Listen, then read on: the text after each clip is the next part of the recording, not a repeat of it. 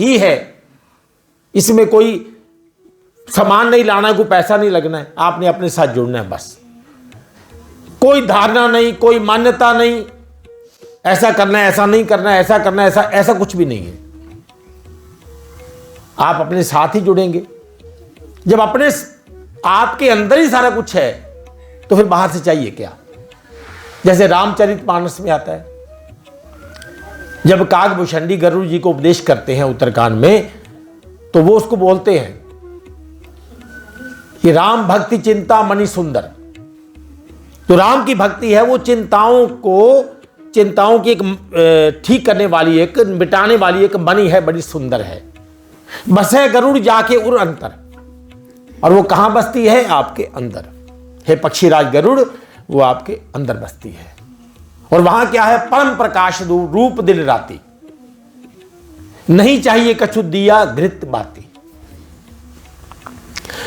अब मैंने उस दिन कहा कि राम को मानते हैं, राम की नहीं मानते। अगर राम की मानते तो फिर हम बिना दिया, बिना घी, बिना दिए बाती वाली भक्ति जान सकते थे। पर हम हाथ में थाली भी है, उसमें घी भी है, बत्ती भी है, ये भी है, वो भी है, और वो भी घुमा रहे हैं, साथ में बोल रहे हैं नहीं चाहिए कुछ दिया घृत बाती, क्योंकि पकड़ में नहीं आया। हमने जिन शब्दों को सुना या जिन शब्दों को बोला उनको ही नहीं माना। जिन शब्दों को हम सारा दिन स्वयं अपने मुख से बोलते हैं उनको ही नहीं मानते, अपनी बात को नहीं मानते, बाकी तो छोड़ो।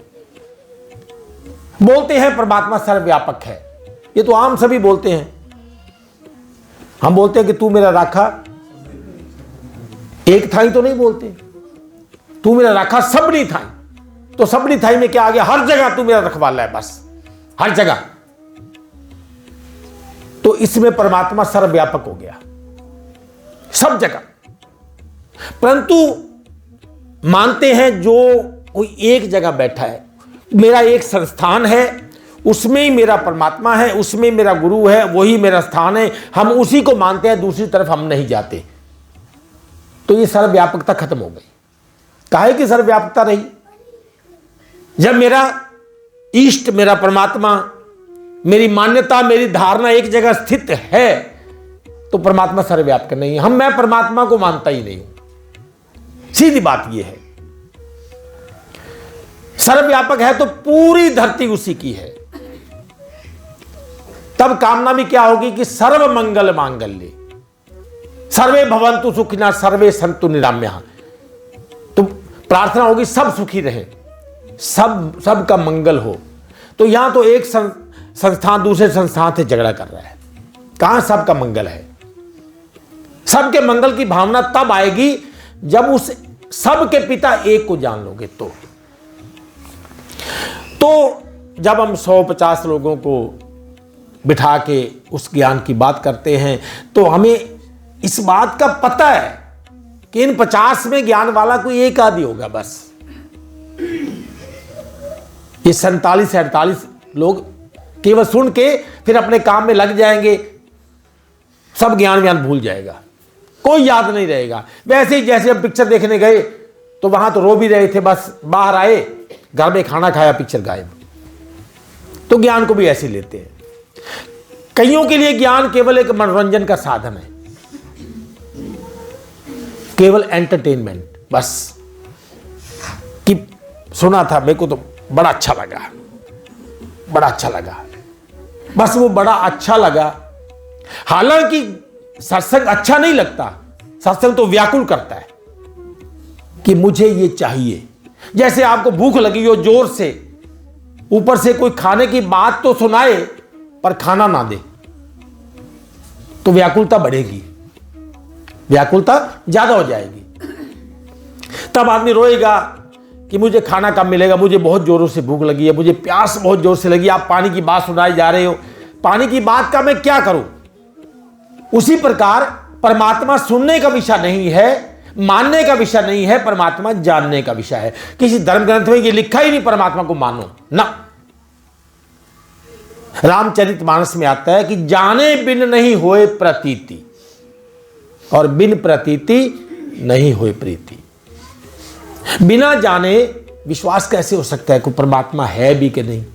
जाने बिन नहीं होए प्रतीति, प्रतीति माने विश्वास, और बिन प्रतीति नहीं होए प्रीति। जब विश्वास नहीं, प्रेम कैसा। आपने यह भी सुना होगा, किसी को पूछो आप जहां जा रहे हैं कुछ प्राप्त किया, इसका उत्तर पता क्या देगा?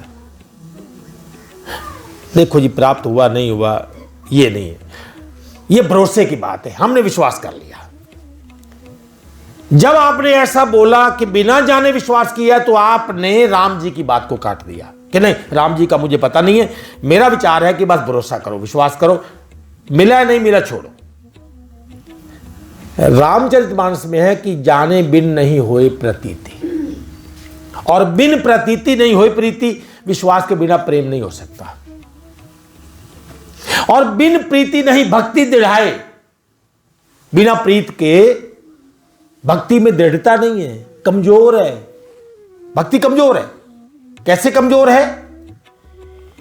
वो धर्म पर चर्चा नहीं कर पाएगा, वो धर्म पर चर्चा ही नहीं कर पाएगा। उसको बोलो चलो, आप तो लगता है धार्मिक आदमी है, तो चलो थोड़ी देर हम ज्ञान की बात करते हैं, चर्चा करते हैं। तो जब उसे पता ही नहीं है तो चर्चा क्या करेगा? चर्चा नहीं कर पाएगा। उसे कुछ ना तो उसका धर्म इंटरेस्ट है, ना उसका ज्ञान है।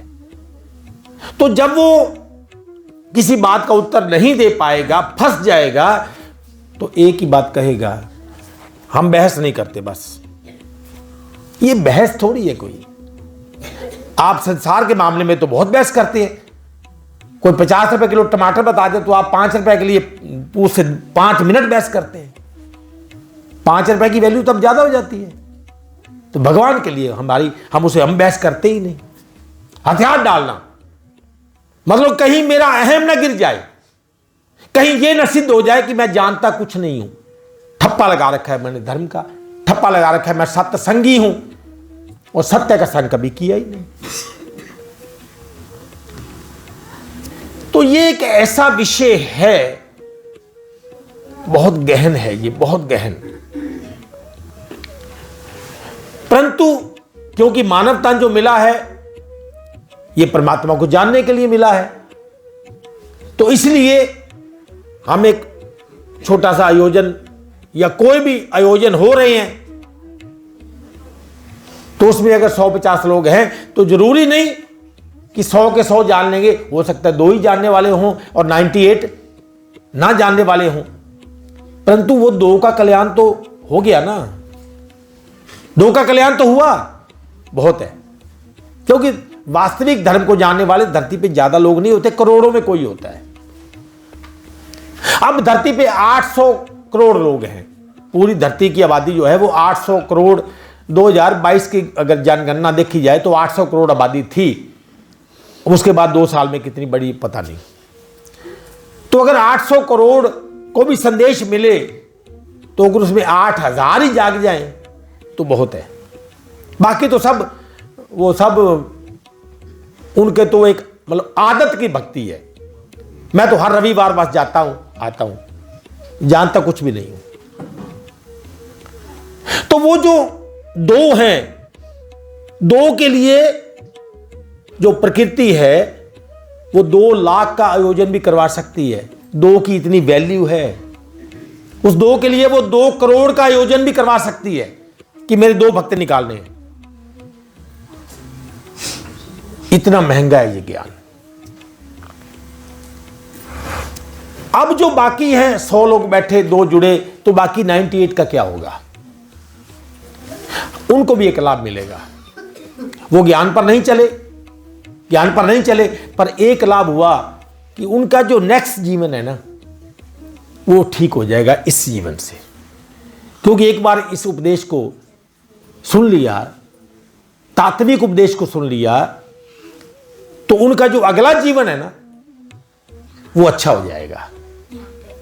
इस पर भी हम बात करेंगे। और दूसरी बात, ये जो शेष जीवन है उनका, जो आगे बचा हुआ जीवन है, जो भी आगे बचा हुआ जीवन है उसको भी लाभ मिलेगा। क्योंकि जब एक बार किसी ने कोई बात को सुन लिया कि धर्म ये है, तो कम से कम वो अगले जो साल उसके बचे हैं उसमें शोषण से बच जाएगा कि नहीं नहीं ये जो बोल रहा है ये गलत है, ऐसा नहीं है।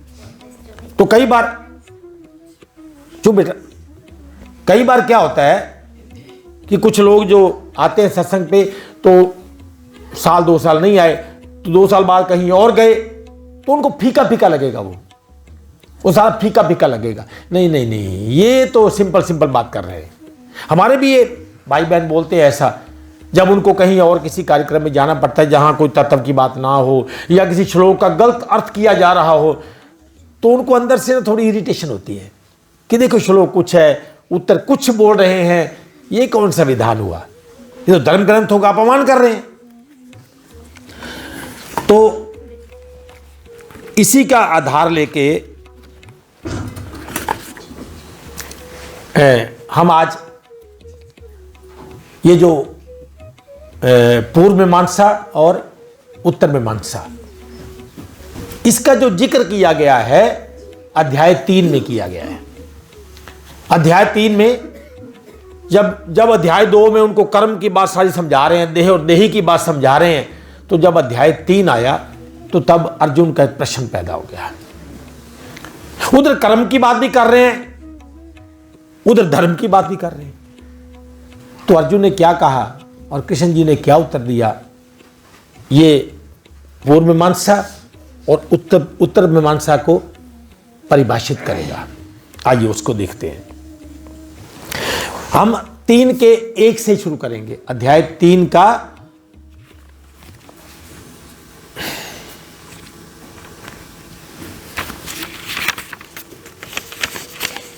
पहले श्लोक से। प्रेम से बोली परमपिता परमेश्वर की। अर्जुन बोले, हे जनार्दन, यदि आपको कर्म की अपेक्षा, कृष्ण से बोल रहे हैं, यदि आपको कर्म की अपेक्षा ज्ञान श्रेष्ठ मान्य है, मानो कर्म से भी ज्ञान श्रेष्ठ है, तो फिर हे केशव मुझे भयंकर कर्म में क्यों लगाते हैं? मैं फिर कर्म में जाऊं क्यों? जब कर्म से ज्ञान श्रेष्ठ है तो आप मुझे ये कर्म में लगा क्यों रहे हो? छोड़ो ये युद्ध, तो मैं धर्म में लग जाता हूं। फिर विचार आएगा कि नहीं? आप मिले हुए वचनों से मालूम मिली जुली हुई बात करते हो, कभी आके कर्म पे खड़े हो जाते हो, कभी आप आके जो धर्म पे खड़े हो जाते हो। कभी कोई मरता ही नहीं है। कभी तो बोलते हो आत्मा जो है नैनम छिंदंती शस्त्राणि नैनम दहती पावका, एक तरफ बोलते हो कि आप युद्ध कर इनको मारो,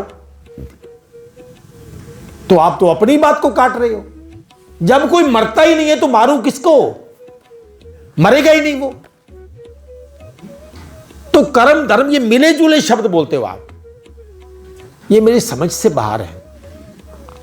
आप मिले हुए से वचनों से मेरी बुद्धि को मानो मोहित कर रहे हो। मेरी बुद्धि तो मोहित हो रही है। कभी मैं आप इधर की बात करते हो तो मैं इधर सुनने लगता हूं, ये भी ठीक है। फिर आप बोलते हो छोड़ो, इधर की बात करते हो तो मैं इधर आ जाता हूं, तो फिर बोलता हूं ये भी ठीक है वो भी ठीक है। तो ठीक क्या है? मुझे तो समझ नहीं आ रहा कुछ। अर्थात मिली जुली बात करते हो आप। तो आप मिले हुए वचनों से मेरी बुद्धि को मानो मोहित कर रहे हो। इसलिए उस एक निश्चित बात को कहिए जिससे मैं कल्याण को प्राप्त हो जाऊं। एक बात करो। हम बोलते कम टू द पॉइंट, सीधी बात करो। कभी इधर घूमते कभी इधर घूमते, मुझे तो पकड़ में नहीं आ रहा है। अब कर्म में जाऊं कि धर्म में जाऊं? तो श्री भगवान बोले,